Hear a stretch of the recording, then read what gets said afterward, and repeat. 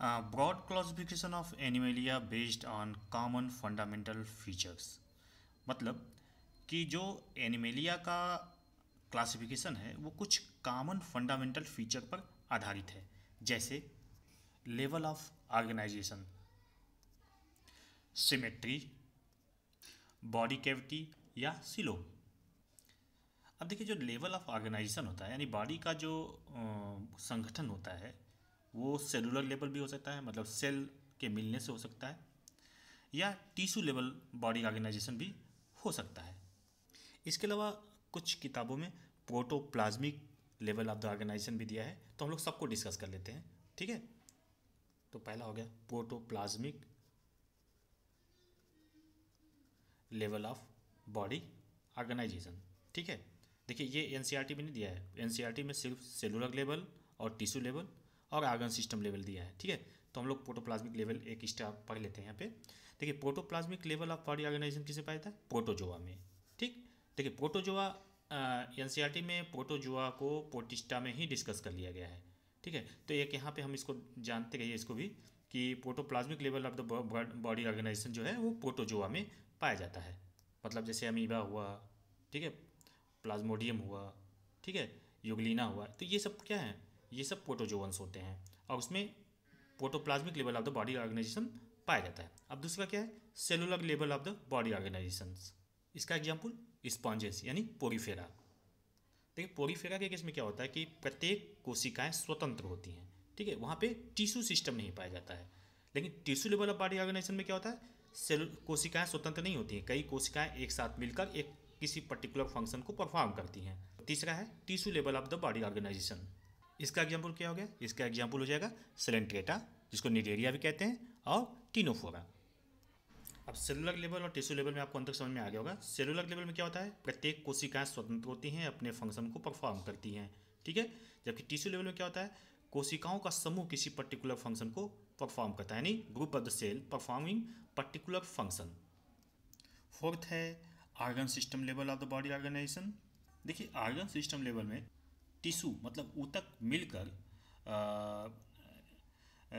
Organs का निर्माण कर चुके रहते हैं। ठीक है, इसका एग्जाम्पल है प्लेटीहेल्मिन्थेस से लेकर पूरा कॉर्डेटा तक, मतलब प्लेटीहेल्मिन्थेस से ऑर्गन डेवलप करना शुरू कर देते हैं। तो समझिए इसको, cellular level body organization Porifera में पाया जाता है, उसके बाद सेलेंट्रेटा और टिनोफोरा में tissue level of the body organization पाया जाता है, मतलब सिर्फ टिश्यू पाया जाता है, वहाँ ऑर्गन सिस्टम नहीं डेवलप रहता है। लेकिन इसके बाद से प्लेटीहेल्मिन्थेस से जब शुरू होता है, प्लेटीहेल्मिन्थेस, एस्केहेल्मिन्थेस, एनेलिडा, मतलब कॉर्डेटा तक सब में ऑर्गन सिस्टम पाया जाता है।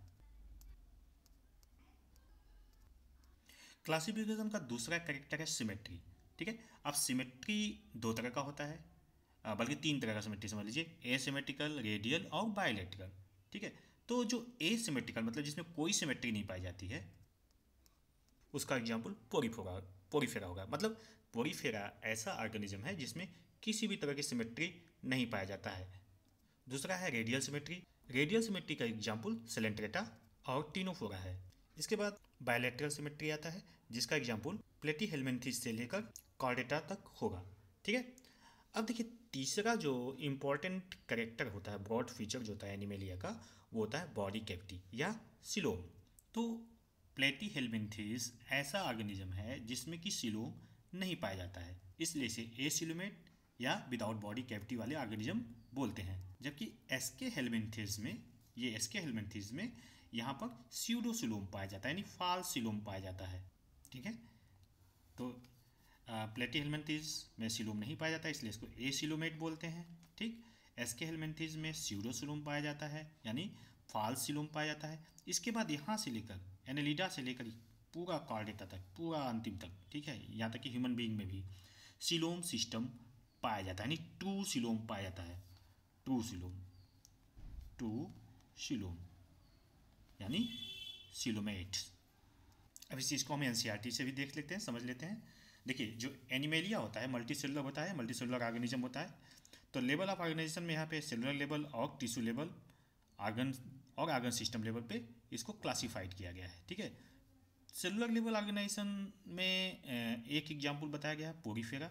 ठीक है, फिर टिश्यू लेवल ऑर्गेनाइजेशन में ये पूरा यहाँ से सेलेंट्रेटा से लेकर कॉर्डेटा तक एग्जाम्पल बताया गया है, मतलब इसमें टिश्यू लेवल भी हो जाएगा, ऑर्गन सिस्टम लेवल भी हो जाएगा। ठीक, फिर उसके बाद सिमेट्री को इन्होंने सिर्फ रेडियल और बायलैटरल में क्लासिफाइड कर दिया है, जबकि जो पोरीफेरा जो होता है ये एसिमेट्रिकल होता है। ठीक, तो रेडियल का एग्जाम्पल हो गया सेलेंट्रेटा और टिनोफोरा, जैसा कि हमने अभी बताया है।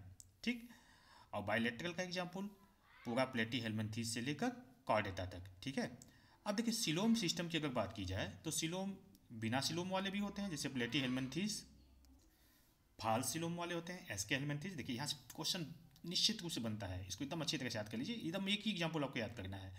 बिना सिलोम वाले प्लेटी हेलमिंथेस और फाल सिलोम वाले एसके हेलमिंथेस, बस एसके हेलमिंथेस याद रखिए, सीडोसिलोम। ठीक, तो अपने आप ये बाकी याद हो जाएगा।